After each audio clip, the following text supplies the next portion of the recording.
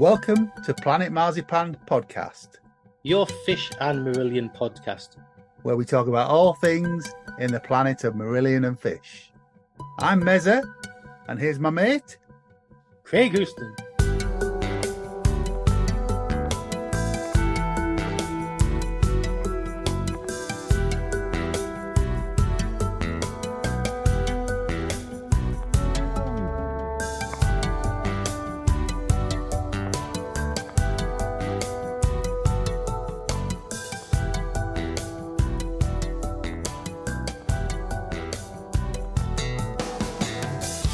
Anyhow, hello, and welcome to Planet Marzipan. I'm Mezza, I'm here with my good friend, Craig. And we have some guests with us again. We have Mikie Kay returning. Hello. He's got his name right. I have had to concentrate then. Mikie Houston. Keep wanting to call him Mikey Craig. But there you go. That's just me. I've known the man for years. I don't know why I do, but and as you can hear, Tennick's with us. Hey. And we welcome back James Levey. Good evening. Good evening, guys. We are here to talk about a pretty big album, I would say. Afraid of Sunlight. Yay. There's lots to talk about with this album, and we will put some of your comments on the end of the episode. So if you've commented on our Facebook post from the weekend before recording this, thank you very much. You may well get a name check later on in the episode. But there's loads, isn't there? There is a lot. There is a lot. I would say it divides opinion, but we shall find out. Teaser. Teaser. We'll start in our normal place. So Wikipedia's entry for Afraid of Sunlight is Marillion's 8th studio album released in 1995. It was their last for EMI, who would, however, continue to release back catalogue material on compilations and reissues, as well as distribute some later recordings. Afraid of Sunlight was the first Marillion studio album to fail to reach the top 10 in the UK albums chart, peaking at number 16 and falling out of the top 75 after 2 weeks. Despite this, Afraid of Sunlight became one of the band's most critically acclaimed albums and was included in Q Magazine's Recordings of the Year for 1995. It was retrospectively described by Jerry Montesano of AllMusic as the peak of Marillion's growing and impressive body of work, and by colleague Jason Akeney as the most consistent Marillion release to date. Ooh. This was released on the 26th of June 1995. How old were you on that date, Craig? Oh, I was the ripe old age of 22. Ooh. And I was nearly very, very pissy, and then I was very, very happy, because when they announced the release date of Afraid of Sunlight, it was actually due to be released the week previous to that. And I was on holiday in Gran Canaria, and I was a bit pissy that the album was coming out while I was away on holiday. But then they put it back a week, so I was really, really happy. So there you go. They must have known. They did, yeah, they did. Yeah. You know, the managing director of EMI was on the blower, you know. Before we get into the sort of the lead up to Afraid of Sunlight, any sort of overriding opinions on this, guys, before we get into the nitty gritty? Or memories of when you first bought it? Yeah, I think we hammered down the shop on the Monday morning, if I remember right, Maggie, didn't we? Yeah, I think we did. Practically ram raided HMV. Let us in. Bam, bam, bam, bam, bam. Yeah, same for me. I was straight into HMV the day it was released in Glasgow. I was a bit the other way. I didn't realise it was coming out until I saw it in the shops. Well, I'd already had CD 1 and 2 of the single, because that was out the month before, wasn't it? Yeah. That was out in the and hearing, so you had, I don't know if we're going to discuss it, but obviously the tracks were on that. I was like, oh, this is different. So I was like straight down there. And I remember I got back to the house. I had I think I mentioned before, I had a loft room at the time. And I just basically put it on, lay on the floor and listen to it. And then I was like, that was quick. Put it back on again. It was amazing. Yeah. I think after the journey that we've been on with Brave, because as we talked at great length in our Brave episode, I genuinely was a bit flummoxed with Brave when they first put it out until I'd seen it live.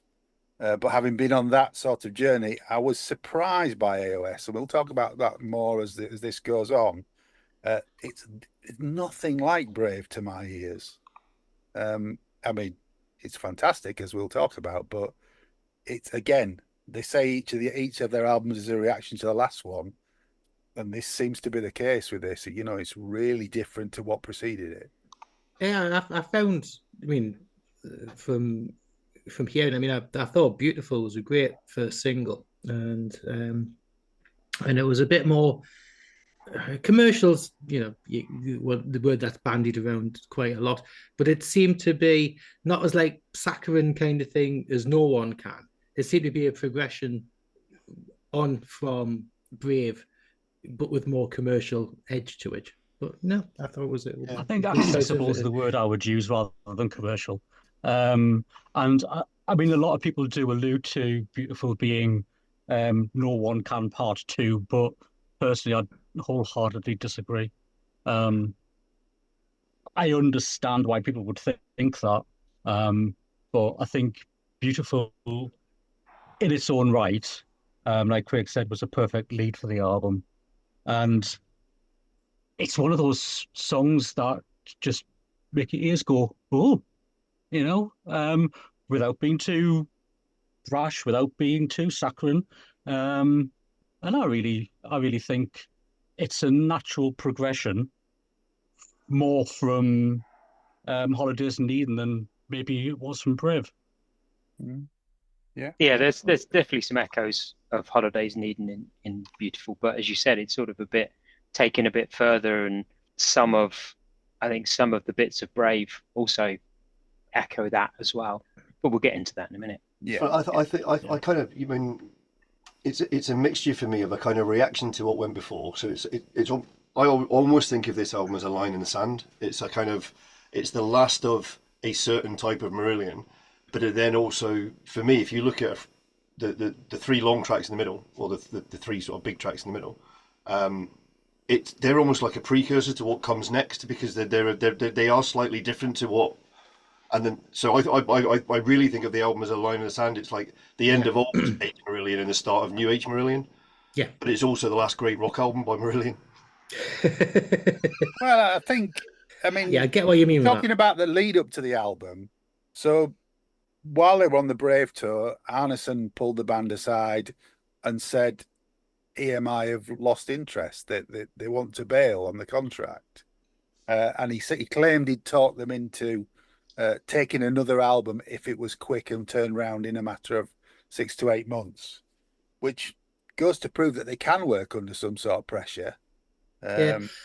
At the time, because I mean the second part of the Brave tour was like May and into kind of, did they finish the end of May, kind of start of June or whatever, and there's an interview with Edwin's interviews book, which we keep plugging because it's absolutely brilliant, and it's in there and in other places, where Steve Hogarth said he wasn't finished with Brave at that point. He still had, stuff to say with it. He still wanted to tour it. He was still immersed in it, and he wasn't ready to let it go.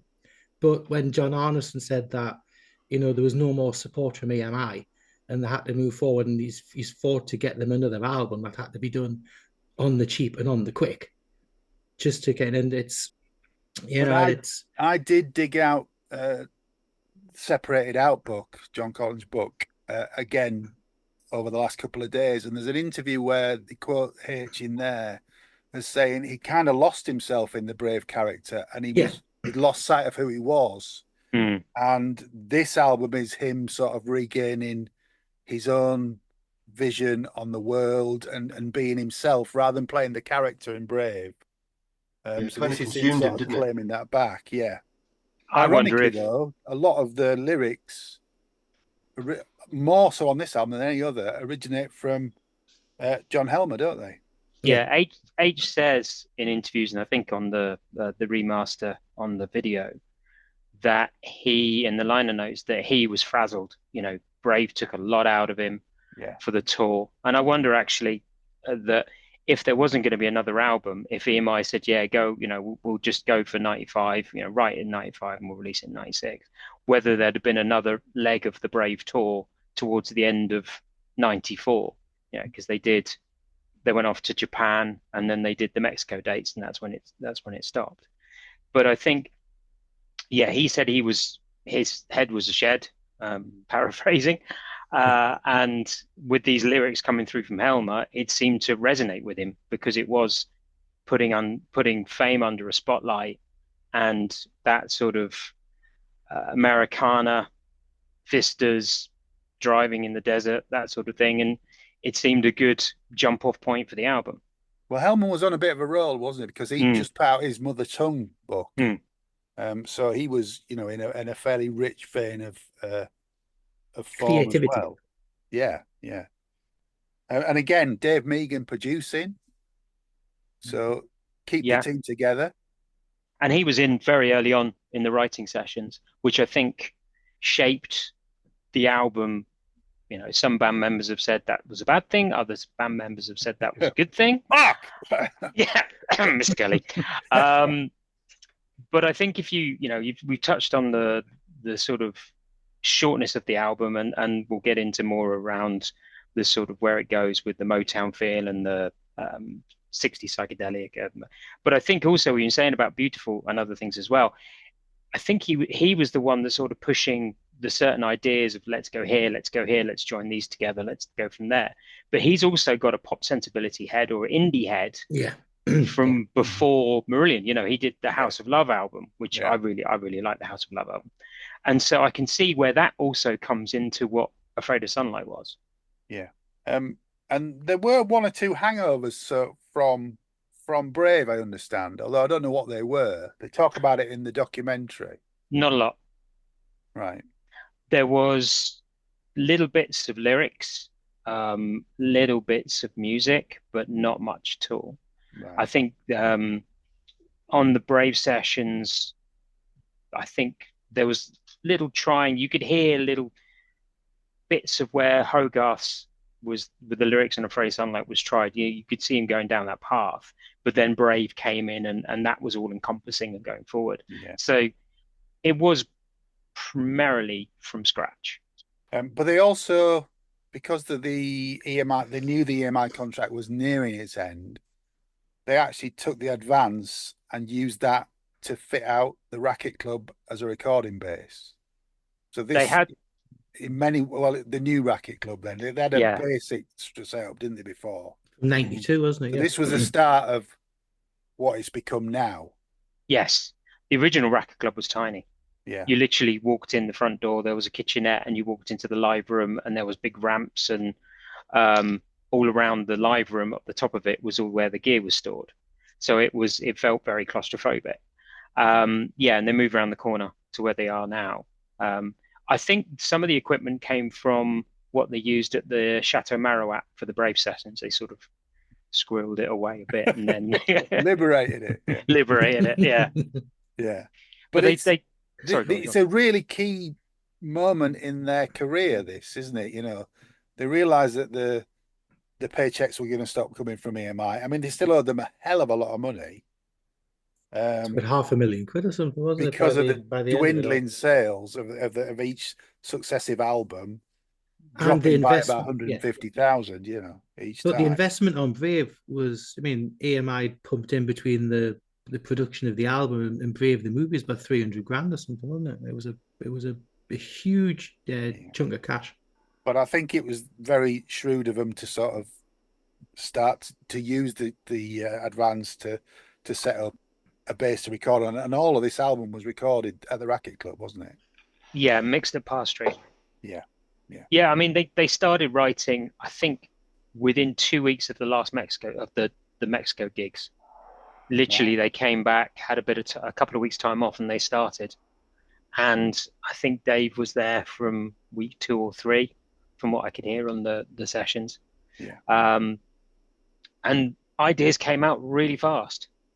I think he got them more into a regimented sort of, I wouldn't say 9 to 5, but more of different from where they are now. They said, you will be coming in and we will be working on this hours, and that's how we get through it. And by literally, they were writing September, October. They started arranging middle of October, sorry, towards the end of October into November, into beginning of December, right up to Christmas. They started recording just before Christmas, into January and February, went to middle of February. I think they went up to Park Street, February, March mixing. It was done and dusted in April, by April. That's amazing, isn't it? Really? Yeah, single out in May, album out in June. So it's like bam, bam, bam, bam, bam. It was knocked out. Yes, it was knocked out. It was But knocked out. if you look at the not just the 8 songs on the album, but also whether we'll get to talk about that, the additional songs that weren't released at that time, and also it had a lot of the starting points of This Strange Engine, which is for another pod. I mean, the version of Accidental Man that's on the making of TSC is wonderful. It's really good. Yeah. And that actually got to the backing track stage. So the version you hear on the making of TSC was the demo, but they actually got it to the backing track, and that's when it was dropped. Wow! And is that because it didn't fit with the other lyrics? I don't know why. I don't think anybody's really said why. I know this was one of the bone of contentions with Mark, because he really liked it and thought it should have gone on the album.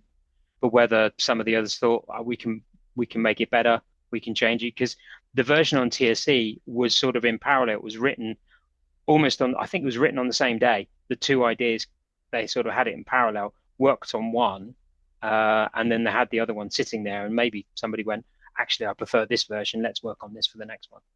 So that's the sort of background to the album. Should we get stuck into some of the music? Mm-hmm. Let's start at the beginning with Gazpacho. Craig?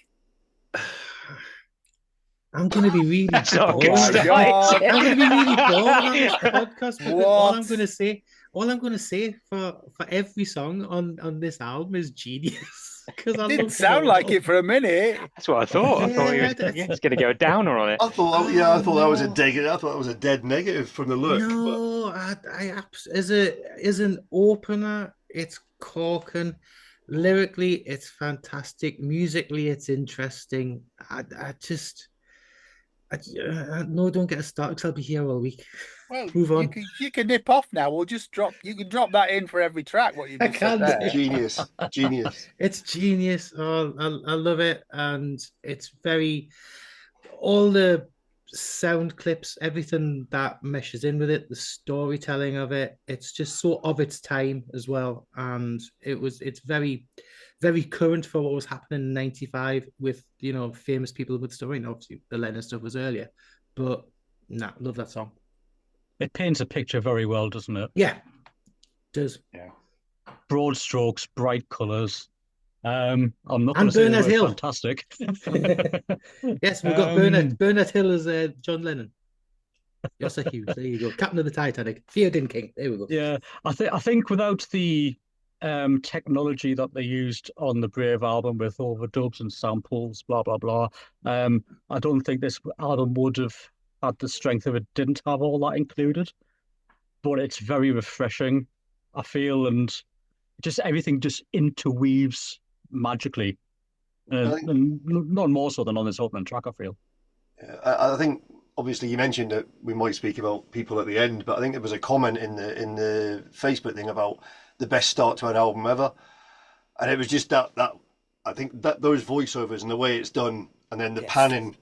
It's funny because I've listened to all the different versions today, and the John Lennon piece that moves around, there's different effects on different versions, and some of them's quite spacey. One of them just moves from left to right and whatever. But whichever version it is, it's really quite effective. You know what I mean? It's I just love the way it builds. James? It's a great opener. I think it does set the stall out for the album, as you're saying. So that cinematic, panoramic soundscape that sort of goes through the album, with that, as you say, the sound effects, the sort of Love Pete's bass, just bubbling in the background. That's really great. Yeah. And then Rothers cutting through with that really shimmering, shining guitar Well, it's and then the different sounds drums for and Rothers, like, isn't it? Again, that's what strikes me about it, is that really jangly. There's a lot of jangly Rothers sounds on here, which he's not really used before. again, that from what I've read, it's and what I heard, it's sort of Dave Meegan pushing him to Yeah, say let's open your palette, let's go wider, let's try different things, shock me. And he just went, right, I'm going to go out my comfort zone, I'm going to play around. And it is, I think it fits with that 60s view. It's sort of, again, almost a drop back into that sort of birdsy guitar sound of the 60s. And it just, yeah, it's a great song. I don't know if any of you've Should seen. play it live more often. I don't know if any of you have seen the. So Steve did that pedal show. Yeah. Interview recently. Was this not one of the periods where he changed his effect pedals, his effect setup as well? He said because he had something all the way up to, I'm sure he said the early 90s, and then he changed. So it may have been the fact that he had, if Dave Meegan's pushing him and he's got more to play with, there is more of a palette that he can choose from. yeah. He did have that double neck guitar. I can't remember what make it is. The one he used without the headstocks. That he said there's like a one of. That's the only one. Steinberger, isn't it? Yeah, something like that. And he got that just before the AOS sessions, I think. And he played a lot. When I saw them do I didn't see him on the AOS tour, but when they played AOS at the conventions, he played that a lot. Yeah. As you say, as you've all said, it's a really atmospheric opener, different to what's come before, but sets the scene for the subject of a lot of the album. Whether it being people in the media or those sort of things. I think it's a fantastic opener, and it's a Hogarth Helmer lyric, so it's a joint lyric. But yeah, sets us up for a really good album, I think. Anything else you want to say on that, guys? Didn't they do I'm trying to remember which tour it was where they did an alternate version of it live? Radiation. Was it Radiation? I thought it was The mariachi version. Yeah. Because they did, and the next song, so they did a slightly different version of Cannibal Surf Babe, I think, on that tour as well. Yeah. Speaking of which, Anima! lie down, my dear. You're going to enjoy this. I don't think that's ever worked for any Marillion fan in the day. No. Or even I was born in 1960. Weird. Well, don't know. Covers me, yeah. Yeah, Cannibal Surf Babe, the second single that didn't happen. Yeah. There's promo CDs went out for it, and it just. I've seen one. I've seen one in a certain Lucy's collection. That's the closest I've been to it. Yeah.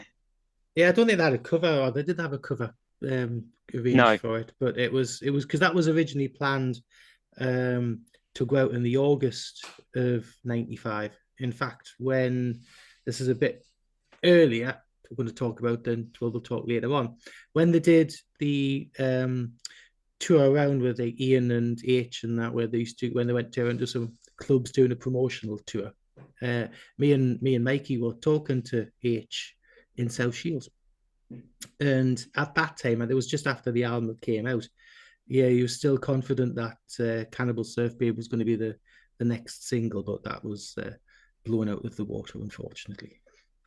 And what do you think of Cannibal Surf Babe? It could have done for Marillion what TerraVision had with their single of Tequila, yeah, because that was different. That was different to what they were doing at the time, and they ended up with a big hit with it in, what was it, about 98 or something like that. Yeah, it was late 90s.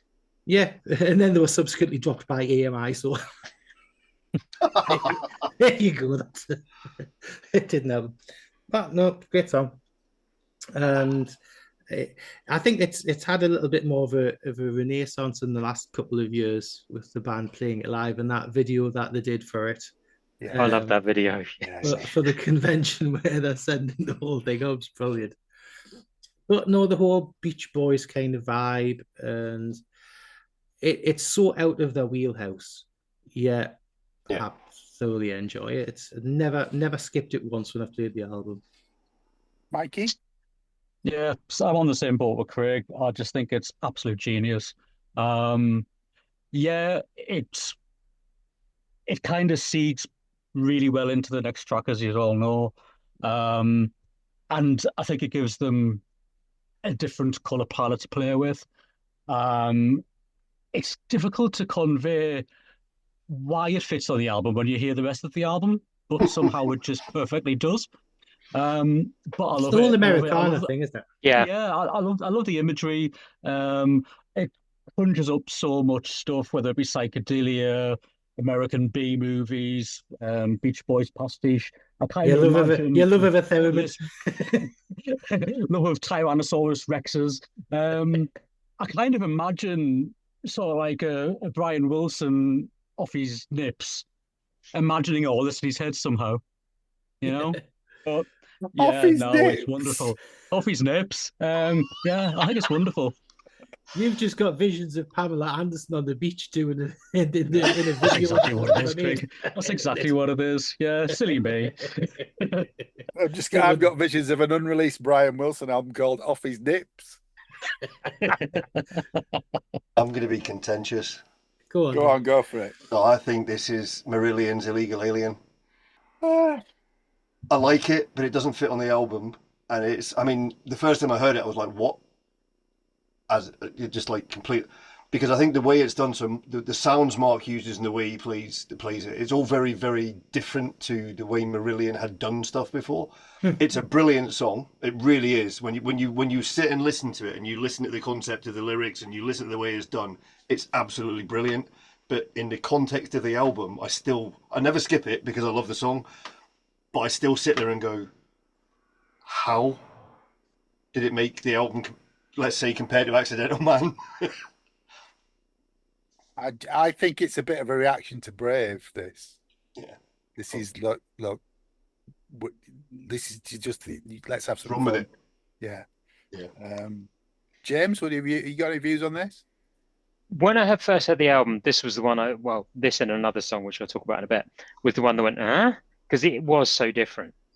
But I think it was when I saw it live, it was, this happens with quite a bit of Marillion songs. When you hear them live, you get it. Yeah. It gives you that injection of pace, and fun, and that whole Beach Boys,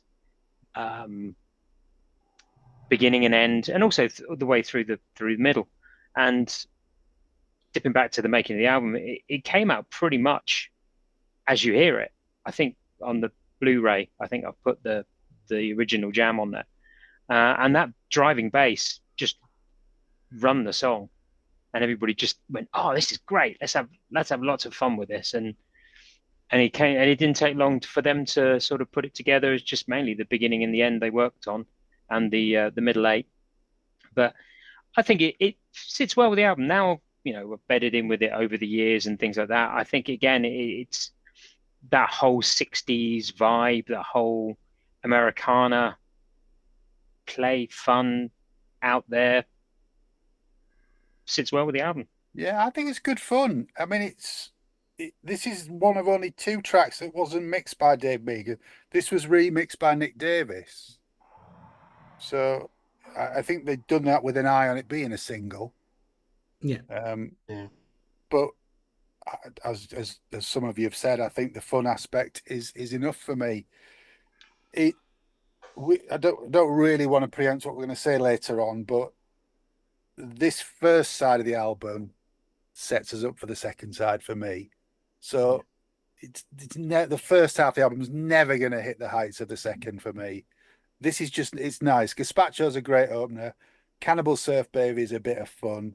But I like the bit at the end as well, with like the backward kind of flute. The fabulous bird. So yeah, that's like what the but it just fits so well as the lead. It leads into the psychedelia. Yeah. Continuation, the late 60s psychedelia movement. Yeah. It's interesting as well. So both these 2 songs that we've talked about so far, we've picked out Pete's bass. Yeah. And listening through to even the original version and then some of the live stuff as well. It's I think it's one of his strongest albums because he is so prominent. The way he's playing is so lyrical on so many of the songs. Obviously, Cannibal Surf Baby is that driving bass, but that's what drives the song. It's funny actually that you say that, Graham, because actually in my notes, I have played both the reissue, remix, and the original album quite a lot in the last 4 days.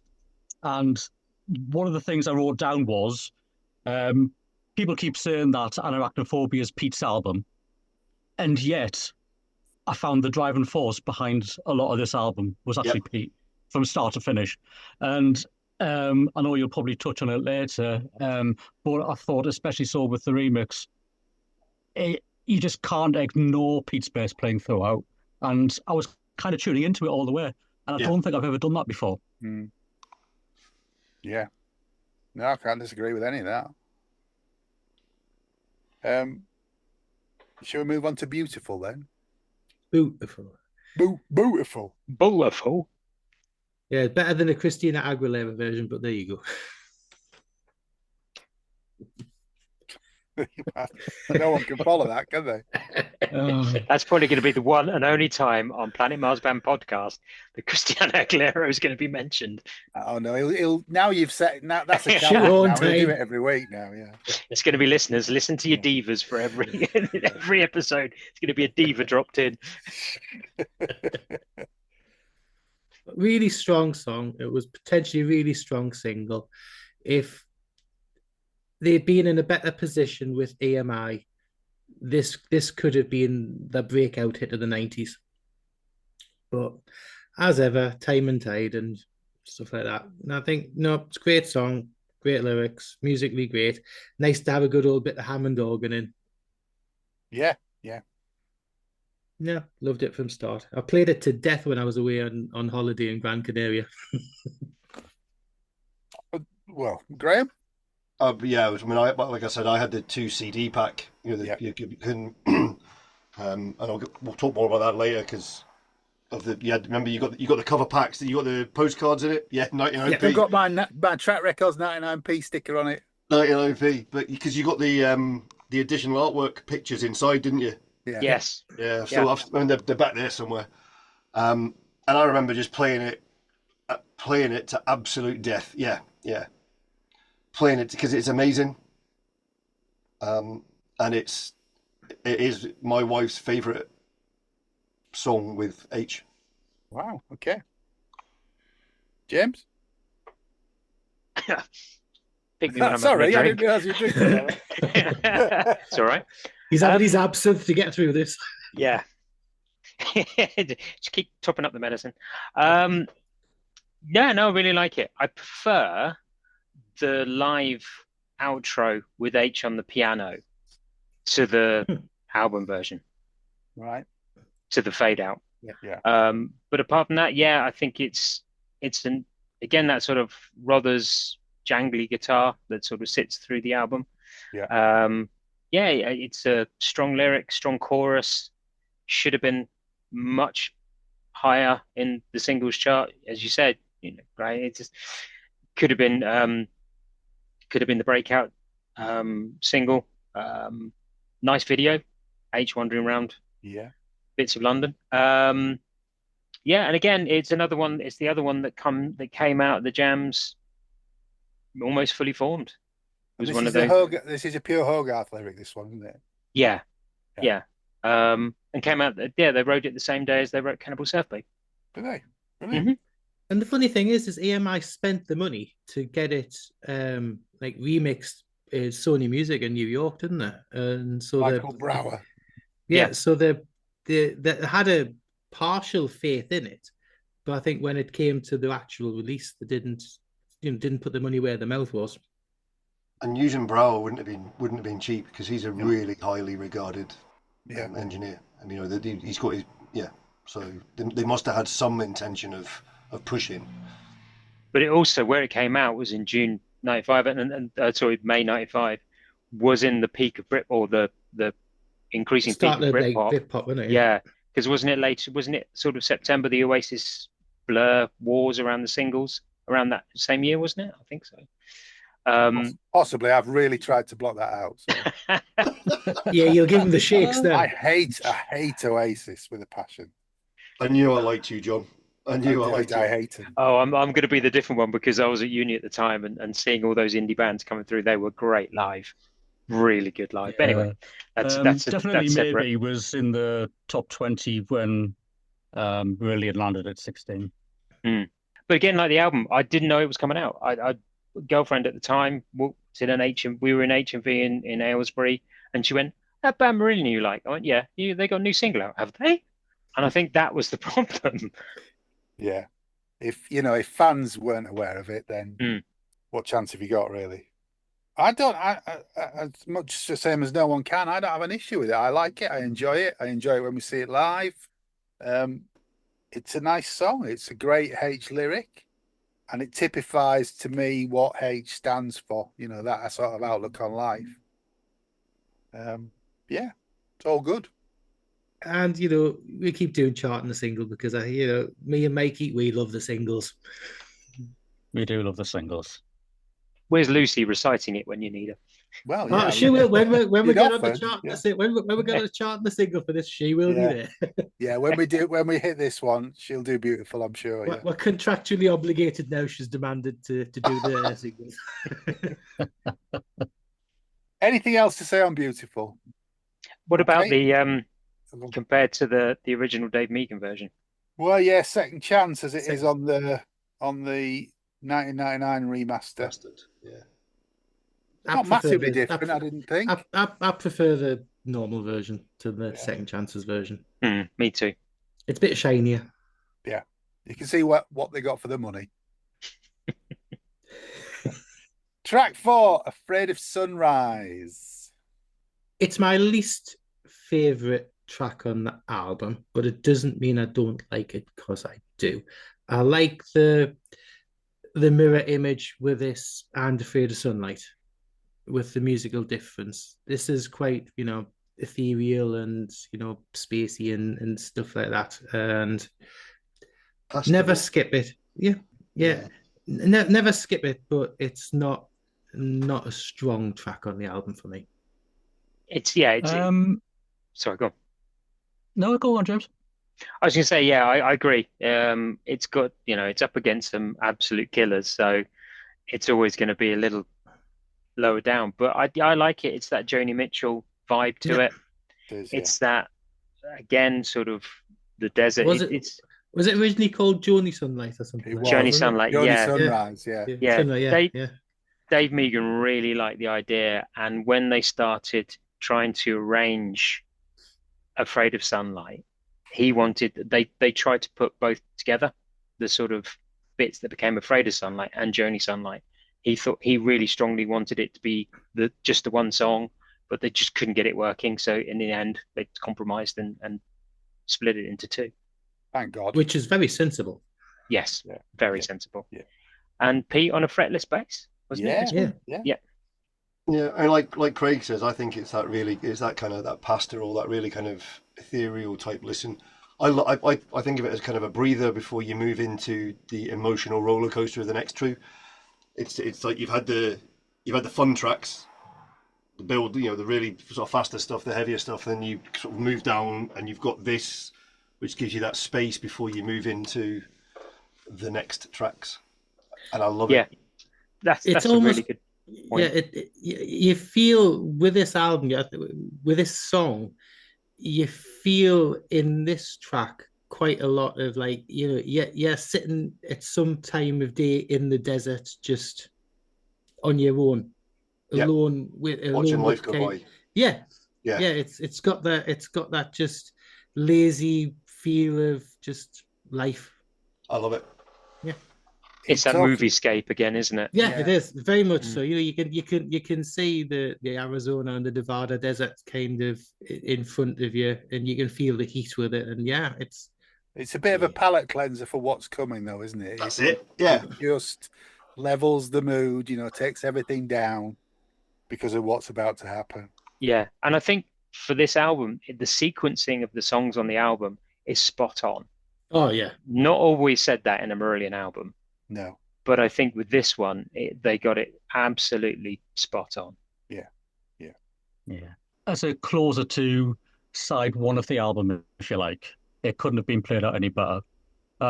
This is, you're getting onto a roller coaster and you're on that flat bit and you've just had the things bolted down against your chest, and the next track's the lift up, and then it's just full on from there on in. Yeah. But I agree with everything that everybody said. It's definitely a palate cleanser. It's a deep breath, and it's a needed one. It's a good pause moment, but it's a reflective moment at the same time. It's like, this is the journey that we've been on. We're about to go on to another one. Lie down, my dear, you're going to enjoy this. I've got a question. See, when this was released initially, was there a vinyl released initially? Yes. Yes. There was. Yes. Yes. Right, okay. Because by that time I was on the CDs and only CDs. Me too. The only It's- vinyl I have is the So the only one I've got is the 2013 one. Yeah, that's the I one. don't think there was that many press of it. Because it's funny because I wonder if I'd have enjoyed the running order as much on a record as I did on the CD, because the CD, it flows, there's no stop from this track into the next track, whereas if I had to get up and change sides, I don't think it would have worked as well, because there would have been a break, whereas it did flow straight in for me.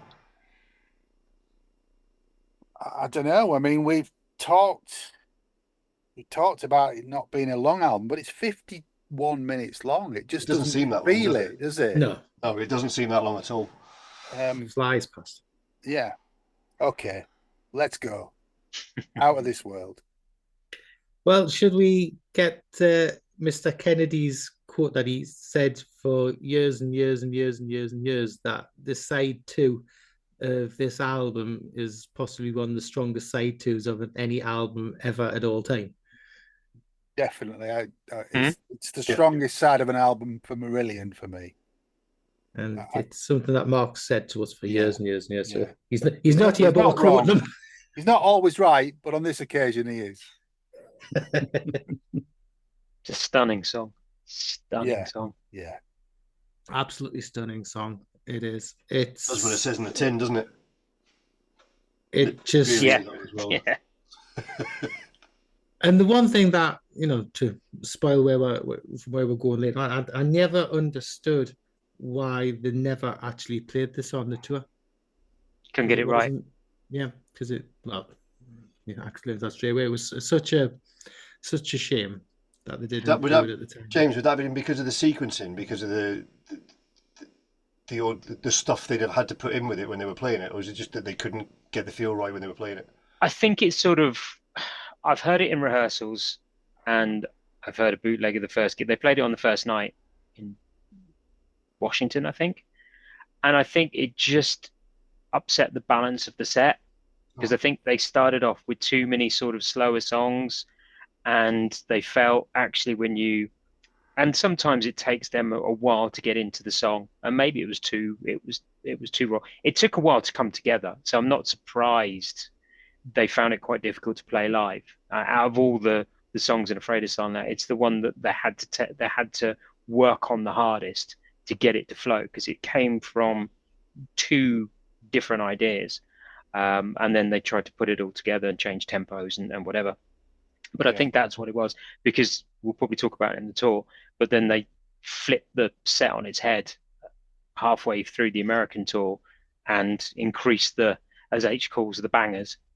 But if you listen to this, I mean, it's such a strong song, and it's so emotional. I mean, the whole Donald Campbell thing is being talked about to death, and the Blue Boy, it's been talked about to death. Everybody knows a lot of the story there. But John, go on. Do you not think that it's kind of grown over the years? Yes. This song, I think Yes. it's. I don't recall it being a key song from the moment the album came out. No, I think it's the been poor. Mark's film, then performing it more with the film, I think all of that feeds into what we now think of the song. I don't disagree with anything you've said there, but I just don't think it started off as that being that centerpiece that it is now. Yeah, to be fair, I know Afraid of Sunrise was Craig's least favorite on the album, but when I first played this album, I think this one was possibly my least favorite. Really? And it couldn't be any different now. And I think that's with longevity, hindsight, live visuals, the package in itself Yeah. has kind of grown and aged with me, and I appreciate it far more now than I ever did. Well, And this it's got what I would call an H moment on it, which is Oh, just yeah. the line, "What the hell do we want?" That just goosebumps to see, this day. my H moment on here is "Only Love Will Turn You Round." which is a Helmer lyric. Yeah, but Yeah. that's the H moment on the whole album for me. But I think that if you listen to the demo version of this, where it builds at the end rather than goes down at the end, Yeah, doesn't work. No, it doesn't work at all. What they've done with it in the final version is just stunning, and it's it's a classic piece of like Marillion songwriting. The song moves and ebbs and flows, and it's just so emotional. And I don't know if it's because we are. I don't know if it's because we are Marillion fans, but for me, it's almost as if the song's grown with the legend. So the Bluebird stories, it's maintained momentum all the way up until very, very recently. There was all and as that's grown, for me, the song seems to have grown as well, and when people talk about it, and it's not. And it didn't stay within Marillion because people started talking about the fact that the song was part of the story, built the story with so it's. I think it's grown over the years as a concept, and I love the song anyway. I think there's me, also the cinematic piece to it is just, where Mike said, it was the one song he wasn't, when he first heard he wasn't into it. For me, it just drew me into this kind of dreamscape thing, just sitting there listening to the radio voices and the bits and bobs and all that kind of stuff. And then the lyrics are just fantastic. It's But I a think bit also later that- talk for me, when they started to move away from song structures to just atmosphere. Yeah, There's elements of that in this for me. yeah. But I think also because we are, what middle-aged blokes and British and all the rest of it, we know the Donald Campbell story. We know the Bluebird story. It's something that's been part of, British history and boys' own stuff that we've known outside the Marillion world. Yeah. So And it's, we've all got familiarity with it. If somebody had said to us even before this song came out, who was Donald Campbell, what was Bluebird, we could have told you. Yeah. I think on that song, everybody in the band is on top of their game. It's got a soaring Rothers solo that is just brilliant. H is a motive. Pete on not just just playing, but the atmospherics when he's like scraping his plectrum up and down the fretboard, that makes that sort of almost sea shanty sort of bell tolling. Mark with the keyboards with the atmospherics and stuff like that, and Ian with that tempo, just that. Yeah, for me, it's my favorite song off the album. It's definitely haunting. It gets you.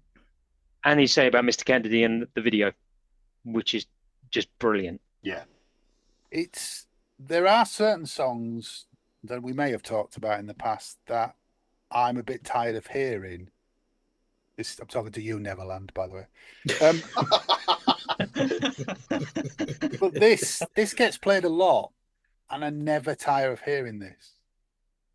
It doesn't get played as many times as you think. It's had its moments, hasn't it? But it got because if you look at where it's been played, as you said, it got dropped really early on, and they played it a bit on the Made Again tour, but they didn't really play it again till 2001, and then they played it a bit, and then they dropped it again, and it came back in and came out. So I think you're right. It's not something that they've played every night, and when you hear it, you just think, oh yeah, here we go. Yeah, and I will. When I bore everybody with the 5.1 mix, this sounds amazing in 5.1. But I'll do that shortly, folks. Look forward to that one. Make a cup of tea when I'm doing that. Good job they changed the working title of it. What was it called? KD Lang. What's it? At least it wasn't going down in Coniston, because that would have gone. There you go. We're Oh back on bugger! the level. What's that water coming in? Yeah, it came from two ideas, and one they called it Katie Lang because of, I think, from H's vocals had that sort of styling. Yeah. Okay, on to Afraid of Sunlight. Now, you talk about a song getting overplayed. This song has got, I think, for how many years when the album came out, did this song pretty much be in every single set list? Mm-hmm. And I never got bored of it. I absolutely love Afraid of Sunlight. This is a song. It is up there, probably like after The Great Escape as my probably second favorite Marillion song of all time. I just love it. Always have, always will. Musically, lyrically, it ticks every single Craigie box. I take it you like this box, this album then, Craig. Oh, This ain't any.com, is it? This? No. that's why people are saying, what's the spoiler thing about Afraid of Sun? Like, Craig's just going to gush all over it because next to Brave, this and Brave are just, I love them. But this album, I would say, of all the Marillion albums, is the album that I've actually played the most in my entire life. It's just constant rotation. But Listeners, Craig says this is when the band were good. what do we win? What do we win? I've already said it. It was the last great Marillion rock album. Yeah, it's probably the most, I won't say not straightforward album, but I get where you come from with that. It's yeah. And well, it's full of songs. It's really weird. So I wouldn't have placed it as I probably wouldn't have placed it in my top 3 Marillion albums. But when if I look at something like Last FM or I look at my plays on my library, it's played just behind Brave. Brave's the only one I've listened to more. Yeah, I get that. It's not an album I pull out very often. I say that a lot on this podcast. I tend to listen to live Marillion more than anything else, but playing it to research this has reminded me just how good it is. And then some. Yeah. Yeah. I mean, Afraid of Sunlight, that chorus is brilliant. Absolutely brilliant. Not one for him to play on a Sunday night at a convention, is it, when his voice is shot? No. They have done that, though, haven't they? Yeah. So it's interesting. So I think this album is one of the last points where, so I have a real issue with H's falsetto. I've been quite public about it. It really drives me to distraction. This album's one of the ones where he goes to a point where he does the high parts and what have you, but he's so in control all the way through the album. Everything he does is absolutely spot on, and I love it. And I think for me, this album is one of his best performances from start to finish. It is absolutely brilliant. But I've just said that about Pete as well, haven't I? So it's like the whole album is just. I think they are, as I think James said, they're all on the top of the game, which is ironic because Mark Kelly wasn't a fan of this album when it came out. He felt it had been rushed. I think he was comparing it to the amount of time they spent recording Brave, but in the documentary he talks about possibly changing his view on it, but he really didn't like it when it came out. Oh, was that because he wasn't getting his way? James says probably. I mean, things were being done that he wasn't necessarily comfortable with or didn't want to happen, but everybody else was done. Yeah. Something that Rothers said when this is the only name drop you can do on here, but when we interviewed Rothers the other week, he was talking about Anorak, and he didn't enjoy those sessions because he felt the guitar wasn't important enough in that music. Yeah.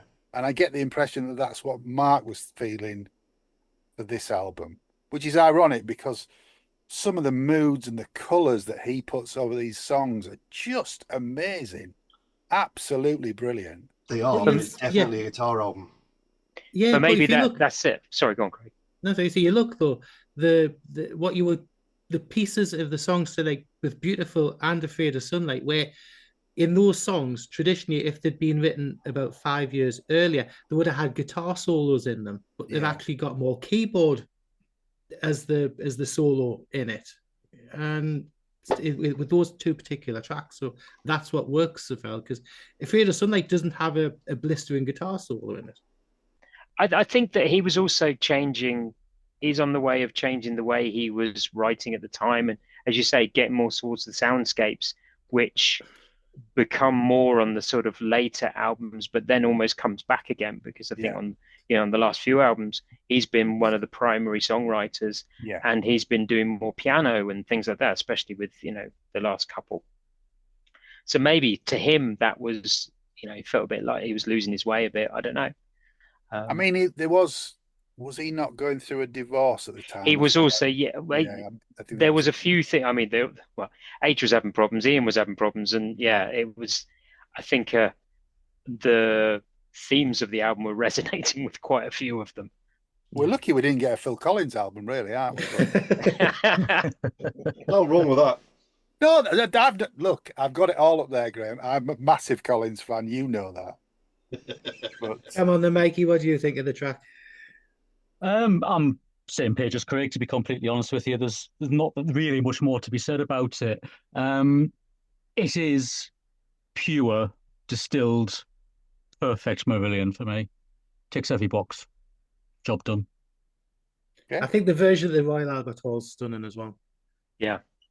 There's been some great versions throughout the years that have been on various different releases and stuff like that. It's as you say, it's a song that as soon as you hear, you think, this is a superb song. Yeah. And there's this was the last one to come together. This is the last one they wrote and arranged, in about a week before Christmas in '94. Wow. And there's a story when H did his lead vocal late at night, I think in January. He stepped outside and about 6 or 7 inches of snow had dropped. Yeah. Do you think it was a contractual? All the more impressive, doesn't it? Really? Yes. Was it a contractual obligation that Ian managed to get a couple of minutes at the start where it's a drum machine so he could actually have a fag? Well, the reason the drum machine was there is because he was living in the States, and so he wasn't always at the writing sessions. So they had a drum machine around to just tempo and check. It just so happened the jam that they used to start that song had a drum machine on it, and that's why it's there. Did they actually put a pair of sunglasses and attach a fag to it just to be able to see it? Like just so the felt he was in the room. The start of Mr. Blinky. Okay, so we're only halfway through the roller coaster of side 2. Brings us on to Beyond You. Beautiful song in glorious mono. I love Not it. Not anymore. And the version I like to play this. No, it's one of H's, like, I'm not saying very delicate lyrics, but and this is an H lyric, isn't it? There's no Helmer in this one. Yeah. Yeah, it's as a song. I think I don't think when they've played it live, I don't think they've ever really quite got it for me. I think the studio version is the way forward with it. But it's my second favorite song on the album. It's raw. It is a raw lyric for what he was going through at the time. For me, it was the one that took me a while to get to like. Yeah. I think when I played it through, I didn't really connect with it. Musically, I did, but the lyrics, because I was like Craig, I was 22. But I think as I've got older and you're listening to the lyrics, you can understand it more, and I connect with it more. And again, hearing it live helped.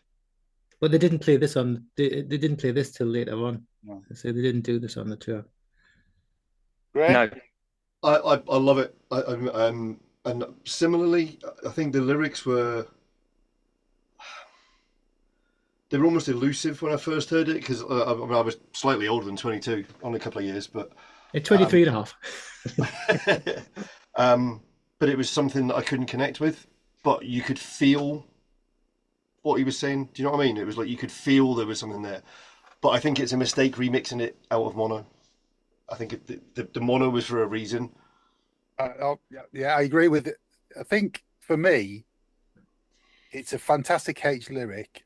I think the structure of the song, starting really fragile, and then building, and it's this wall of sound where you sense the frustration and everything. And the mono mix really does work on the original. Yeah, I have to agree with you on that. But the surround mix makes it a different song. and not in a bad way. Yeah. It just opens everything out that you don't have that wall of sound anymore. So It doesn't feel as claustrophobic, does it? No, it doesn't. And I still enjoy it on the surround in a different way.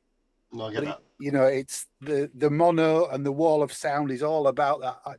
You can see him sort of with his arms crossed, rocking. Yeah. The frustration. It's a fun. Like James though, initially, I didn't have a problem with the lyric. I thought the lyric was great straight away. I'm not a particular Phil Spector soul. I don't do any of that. So sonically, it didn't appeal to me at first. But now I can see it for what it is. It's amazing. It is an amazing song. Earlier versions of the song were slightly different. It initially had a sort of, when they played that sort of opening keyboard, H had a spoken word bit at the beginning of it, which then got dropped as they sort of developed.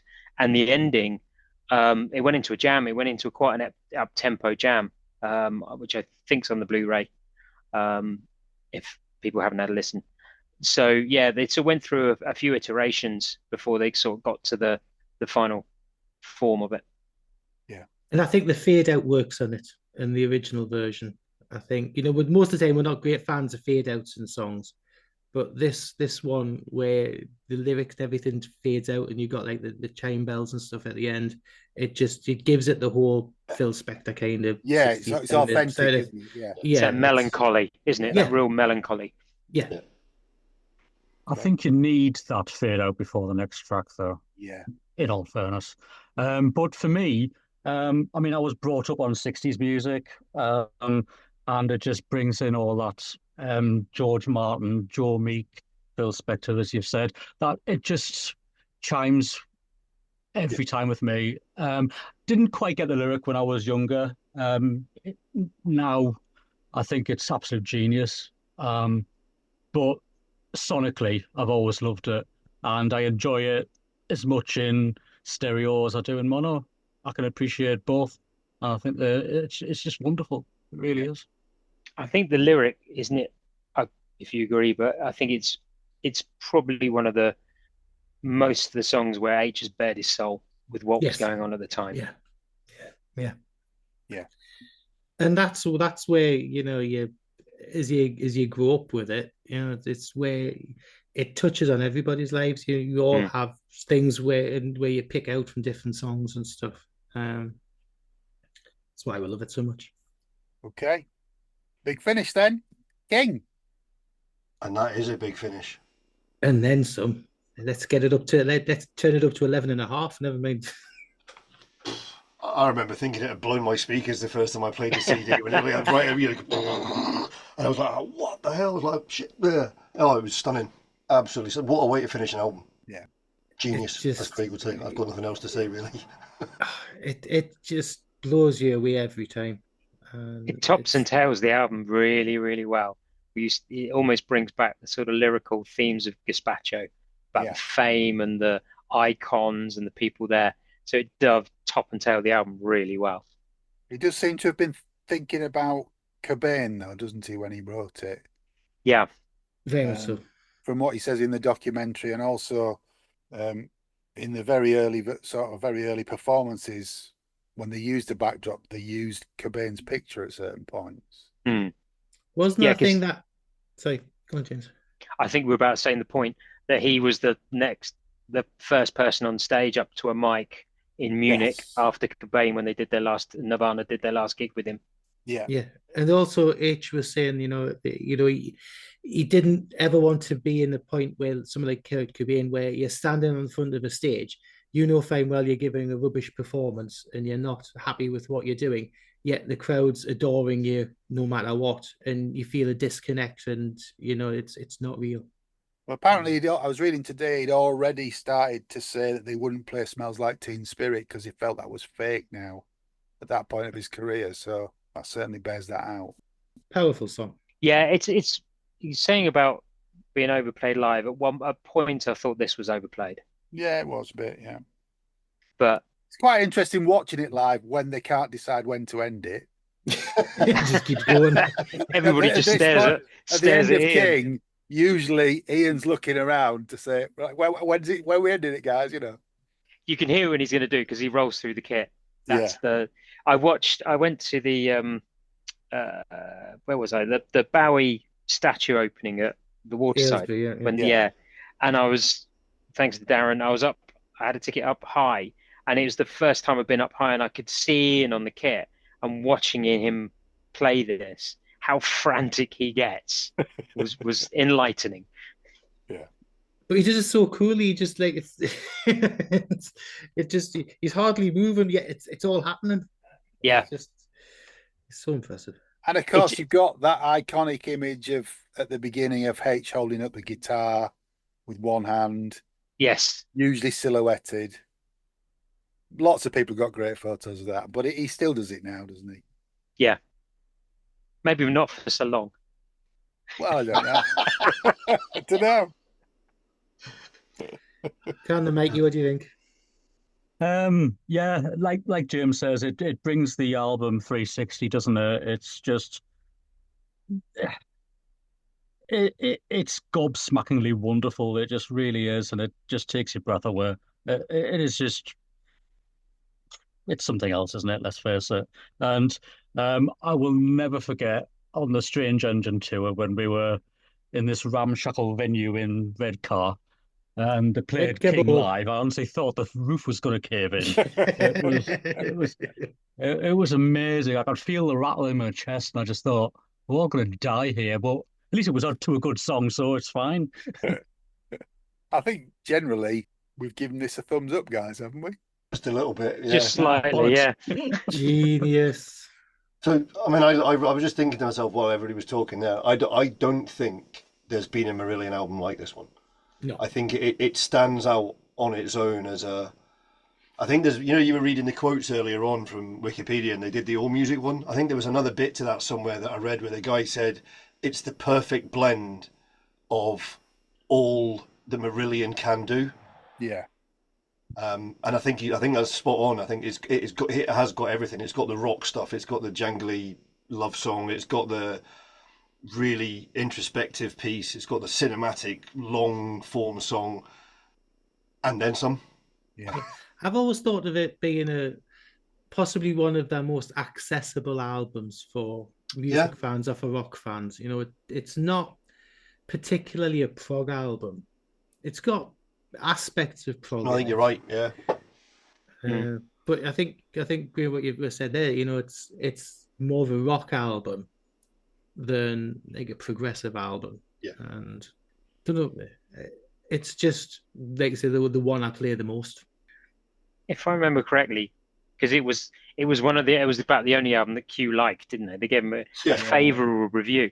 But didn't they say something like, if it didn't have Marillion's name on it? Yeah, if it didn't have it was released by somebody else. Yeah, it would have gone massive. Yeah. And I think that's telling, isn't it, really? Okay, well, that's the music and the background to the album. We've still got lots more to talk about in part 2, where we talk about the Warner's reissue, the remix, the sleeve, the alternate sleeve, the front row club discs, your vinyl, your vinyl, your vinyl. What? Your vinyl. We'll see you next week. Thanks to Mikey, thanks to Grae, thanks to James, and we'll all be back same bat time, same bat channel next week. Kapow. It's good night from me. Good night from him. Take care. Stay alive. Hey. Thanks for listening to Planet Marzipan Podcast. Please like and subscribe from whichever platform you get your podcasts from. You can contact us at planetmarzipanpodcast@gmail.com and check out marillion.com, fishmusic.scot or fishmusic.eu for all the good stuff.